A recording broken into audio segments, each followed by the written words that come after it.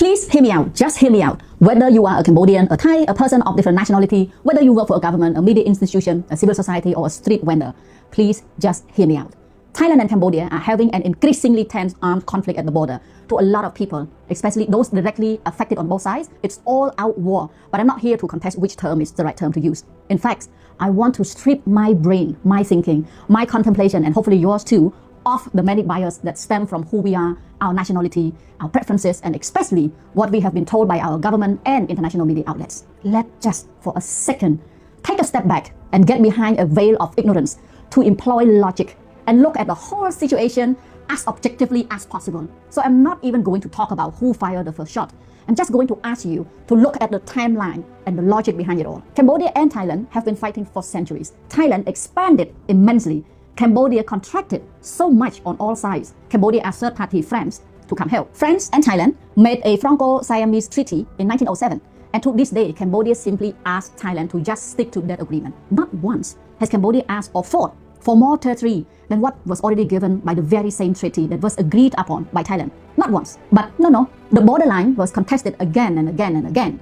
And in 1962, the matter was agreed by both countries to be taken up to another third party. And this time, it was the International Court of Justice, ICJ, who found that Thailand has indeed accepted the map and concluded that the Preah Vihear Temple was situated on Cambodian territory. Note that ICJ has nothing to gain from this judgment. Not from Thailand and definitely not from a smaller country like Cambodia. And also note that the ICJ was not a bunch of idiots. They were scholars who made careful decisions based on tons and tons and tons of historical documents. The court was where Thailand agreed, not forced, to go to. Since then, there was no contest from Thailand for nearly 5 decades, all the way until 2008, when Cambodia wanted to have the temple listed as World Heritage. Thailand then contested the border and the rightful ownership of the land and the temple, again for 3 years until 2011, when Cambodia requested the ICJ to reinterpret and clarify the 1962 judgment that the temple and the land around it belonged to Cambodia. The ICJ even had the audacity to create a provisional demilitarized zone around the temple, ordering not just Thailand but also Cambodia, which was just clarified as the rightful owner of the land, to not have any armed force there. Both parties agreed to the ICJ's term and the conflict subsided. People at the border do their businesses, build their families and their livelihood together peacefully, and the two countries resumed their trade as usual. Thailand exports more product to Cambodia because the larger economy produces more, and more Cambodians travel to Thailand for medical purposes. The interdependency is as expected from two neighboring countries. There is no logical economic reason that may have fueled the current armed conflict. Conflicts are simply counterproductive for both countries. In terms of political stability, however, the two countries could not be more different. Despite any one political leaning,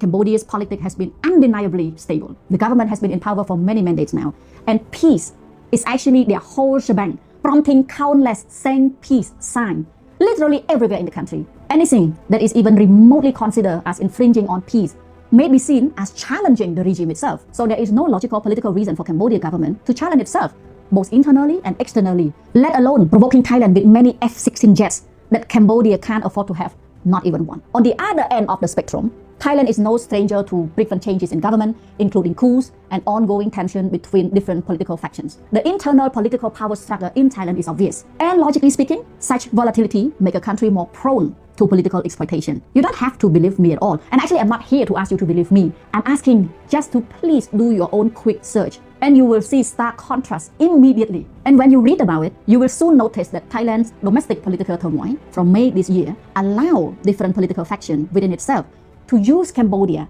which is an easy historical target, as an excuse for power grab. Confidence that this smaller country with a much smaller population, far inferior military gadgets, and a weaker international voice and leverages would not stand a chance. The logic is clear. And it's even clearer, more blatantly obvious, when Thailand keeps using border and temple in the area as focal point of the conflict while actively avoiding and rejecting any involvement of third parties. Cambodia, however, has repeatedly requested and reach out to all available resources, the ICJ, the ASEAN chair, other countries, including the US recently. What could possibly be the logical reason for Thailand's repeated rejection?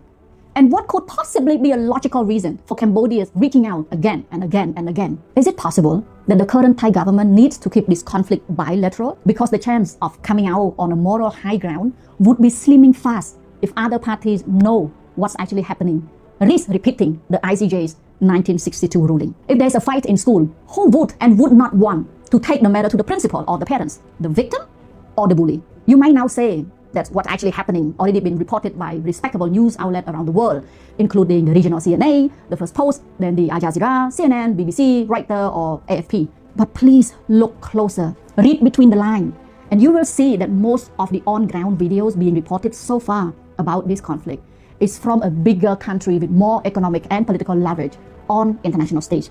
And if you read further, you will see Thailand as a close ally to the US and Cambodia to CPP-led China, making Cambodia an even less desirable country to report on and to report from by the mainstream media.